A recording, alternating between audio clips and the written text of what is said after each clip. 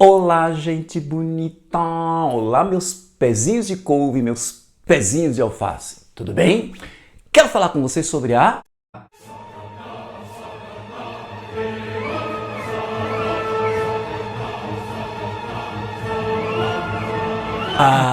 Calma, gente. Nenhum motivo de medo em relação a essa prova.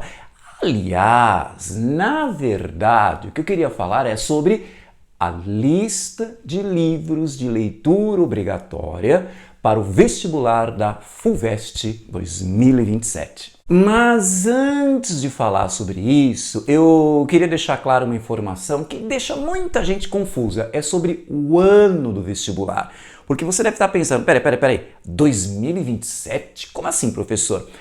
Acontece o seguinte, o ano do vestibular, ele se refere não ao ano em que você está prestando vestibular, você está prestando vestibular em 2026. Mas por que então 2027? É porque se refere ao ano em que você, depois de passado pelo vestibular, depois de aprovado no vestibular, o que vai acontecer? É o ano em que você vai começar a estudar naquela instituição. Então veja, aqui no caso da FUVEST, você vai fazer a sua inscrição em 2026, vai fazer a sua prova da primeira fase provavelmente em novembro de 2026 e a segunda em dezembro de 2026. E aí, quando chegar a sua aprovação, quando vai ser isso? O seu nome vai aparecer na lista dos aprovados lá para o final de janeiro de 2027 e você vai começar a estudar na Universidade de São Paulo em 2027. Por isso que se fala FUVEST 2027. Ou há até quem diga vestibular de verão, porque janeiro, fevereiro de 2027, quando você vai começar a estudar lá na USP, é o verão. Ué, mas se você fala verão, por um acaso existe vestibular de inverno? Sim, são aqueles vestibulares do meio do ano, por exemplo, uma Unesp, uma Federal de Uberlândia. O que vai acontecer? Você vai fazer o vestibular da Unesp, da Federal de Uberlândia em 2026, e aí deve ser no primeiro semestre de 2026, e aí quando você for aprovado, né, o que vai acontecer? Você vai começar a cursar no segundo semestre, agosto, e agosto provavelmente vai ser em agosto. Agosto é inverno. Então, em agosto de 2026, você passa a cursar. Veja, por isso que esse é chamado de vestibular de inverno. E no caso da Federal de Uberlândia, ela fala 2026/2, porque o 1 já é o direto pelo Enem. E falando em Enem, só o Enem que tem essa numeração do ano diferente. Por quê? Porque, na verdade, o Enem não nasceu para ser um vestibular. O Enem nasceu para ser como o nome diz, Exame Nacional do Ensino Médio. Ou seja, qual é a função do Enem? É fazer uma avaliação, uma testagem, indicar, ser um diagnóstico sobre o quê? Sobre como está o nível do ensino dos estudantes que acabaram de terminar o ensino médio naquele ano. Então, veja bem, em 2026, você vai ter um Enem que vai, repito, vai avaliar como é que está o nível dos estudantes que terminaram o ensino médio em 2026. Por isso que se fala Enem 2026. Agora, voltemos ao assunto que mais diretamente nos interessa, que é lista de leitura obrigatória. Como assim, professor? É o seguinte, para quem vai prestar o vestibular da FUVEST, vai ter que ler para a prova de português uma lista de 9 obras literárias.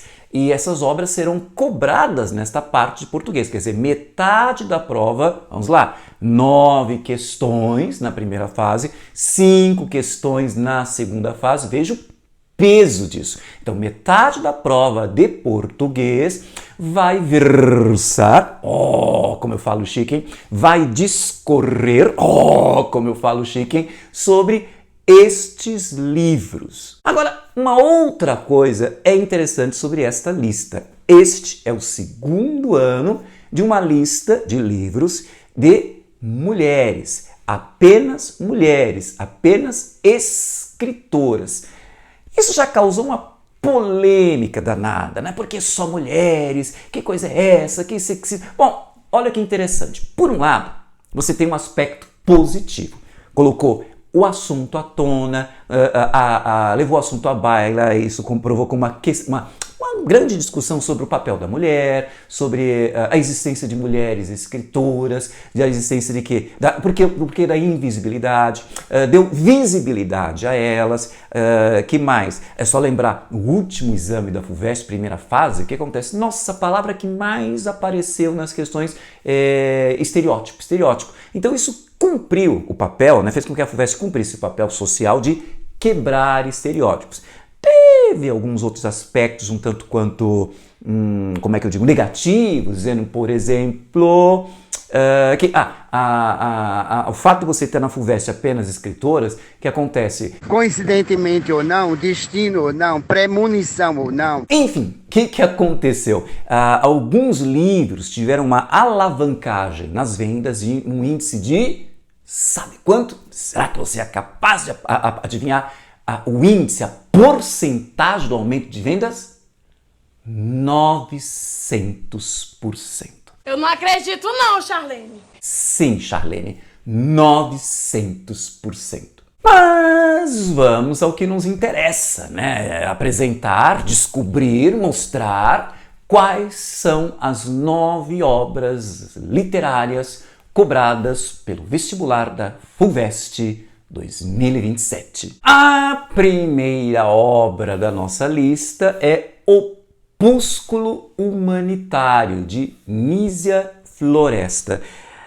É interessante essa obra pelo seguinte, né? Alguns vão dizer, mas é literatura? Porque é um conjunto de artigos, são 62 artigos, escritos lá na metade do século XIX, mais precisamente 1853, em que a autora se dedica a falar sobre a importância da mulher para a evolução, para o progresso de uma sociedade. E para isso, ela vai dizer que essa mulher precisa ser bem educada, né? Ter uma educação que capacite as suas habilidades intelectuais. Veja, em 1853 ela propor isso, ela, de uma certa forma, ela está além do seu tempo. Mas será que ela é tão moderna, tão avançada, tão ousada assim? A segunda obra da nossa lista foi publicada um pouquinho depois, em 1872, ou seja, em pleno romantismo, mais precisamente na terceira geração da poesia romântica.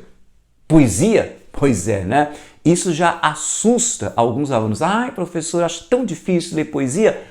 É uma dificuldade que nós vamos ter que superar, tá? Mas veja bem, esse livro, por um lado, ele faz uma súmula, um resumo, como eu falo, chique, súmula, um resumo da poesia romântica brasileira, primeira, segunda, terceira geração.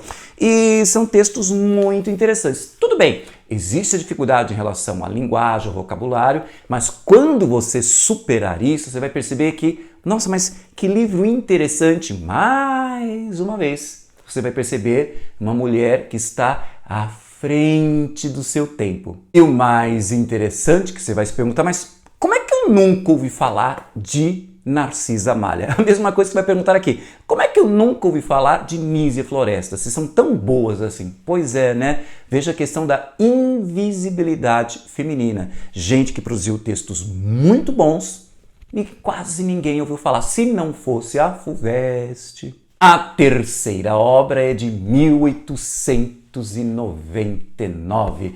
É o Memórias de Marta, de Júlia Lopes de Almeida. Eu amo essa escritora. Mas, antes de mais nada, eu preciso chamar a atenção sobre um probleminha, uma pequena possibilidade de confusão. É que é o seguinte, a Júlia Lopes de Almeida, ela escreveu esse livro primeiro em folhetim, não lembro se foi em 1888, 89, folhetim se lembra, né? Saía nos jornais. Aí ela juntou os 12 capítulos desse folhetim e publica em 1899 na forma deste livro, Memórias de Marta com H. Muito bem? Lá pela viradinha da década de 1920 a 1930, o que acontece? Ela resolveu reconfigurar essa história, fazendo um remake, né, digamos assim. Ela reconfigurou, acrescentou um capítulo, tem muitas mudanças aqui, e aí ela lança um outro livro chamado Memórias de Marta, sem H. Toma cuidado, tá vendo essa ediçãozinha da Companhia das Letras? Bonita, caprichada, mas veja, não é esta. Tem diferenças aqui. A ideia basicamente é a mesma, mas não é essa edição que a FUVEST está cobrando. Memórias de Marta sem H. Não!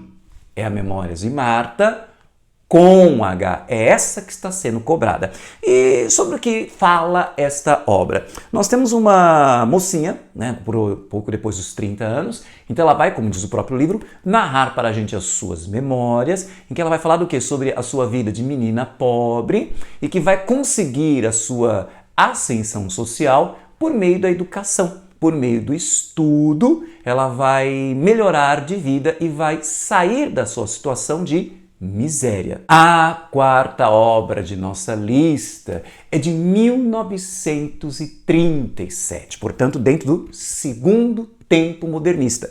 Aquela época em que a prosa estava super preocupada com o quê? Com problemas sociais. É aqui que a gente encaixa Caminho de Pedras, de Raquel de Queiroz. O título já diz muito, hein? É um caminho de pedras, é um caminho de dificuldade e você vai ter nos dois campos. Que dois campos? À primeira vista, esse é um romance de preocupação política, de uma preocupação social. É um romance que vai falar do esforço de implantação de uma célula do Partido Comunista em Fortaleza. Tá? Agora, o que vai acontecer? Durante esse esforço, durante essa narrativa, surge uma história de amor, um triângulo amoroso. A quinta obra de nossa lista é um monstro sagrado, uma das mais importantes obras da literatura brasileira, publicada em 1964, quer dizer, durante o que nós vamos chamar de terceiro tempo modernista, que é uma época marcada pelo experimentalismo linguístico, pela inventividade e de quem é essa obra? Que obra é essa?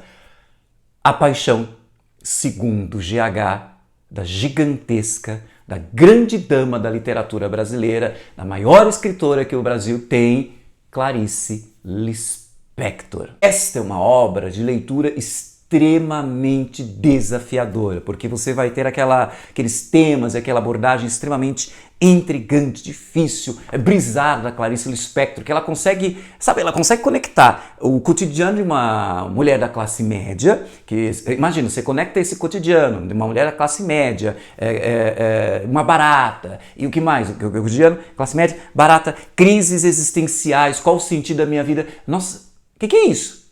Clarice Lispector. Depois de tantas obras da literatura brasileira, a FUVEST nos traz também uma obra da literatura portuguesa e de 1967. Quer dizer, já mais uma pegada contemporânea, literatura contemporânea. E que obra é essa, professor? É outra obra de poesia, que é Geografia, de Sofia de Mello Breiner Andresen. Gente, eu amei este livro e, na verdade, olha, o título já dá uma dica sobre o que eu preciso entender na leitura desses poemas. Geografia fala de lugar, então você vai ter a ideia da relação que a Sofia vai ter com determinados lugares, seja o lugar da sua infância, o lugar português, né, que mais o lugar mediterrâneo, que seria a Grécia, então a imagem, ela faz uma viagem imaginária para a Grécia.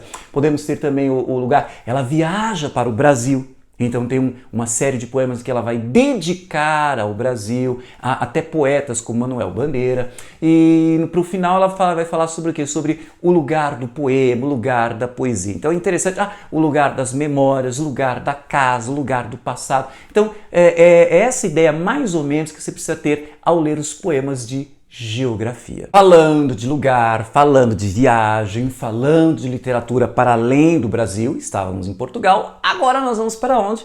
Para Moçambique, o ano 1990. É aqui que nós temos Nossa, eu amo essa mulher, ela é muito... No jeito dela contar história. Quem é? Vocês vão ter. Que obra é essa, professor? É o Balada de Amor ao Vento, de Paulina Chiziane. Aqui você tem o jeito tão rocambolesco, tão cheio de reviravoltas da Paulina Chiziane, aplicado aqui na história de uma sarnal, Uma mocinha que tem idas e vindas no seu relacionamento amoroso com Mwando, né? Que para mim é um boy lixo. Mas leia, né? Então é uma história cheia de idas e vindas, em que você vai ter muita sociedade moçambicana, seus valores sociais, seus valores culturais, no que eles são diferentes da gente, no que eles são semelhantes, muito semelhantes da gente. E é um livro de leitura gostosíssima, cheio de plot twists. Vale a pena até você começar justamente por ele, a sua viagem pela lista de obras de leitura obrigatória da FUVEST 2027. Já a 8ª obra da nossa lista continua essa viagem. E aqui eu tenho uma dificuldade, que é o seguinte. É de uma escritora que nasceu em Angola, entretanto o livro é catalogado como literatura portuguesa. Talvez porque ela mora em Portugal, o livro tenha sido publicado primeiro lá, não sei. Mas o que nos interessa é, que obra é essa, professor? É A Visão das Plantas, de Djaimila Pereira de Almeida.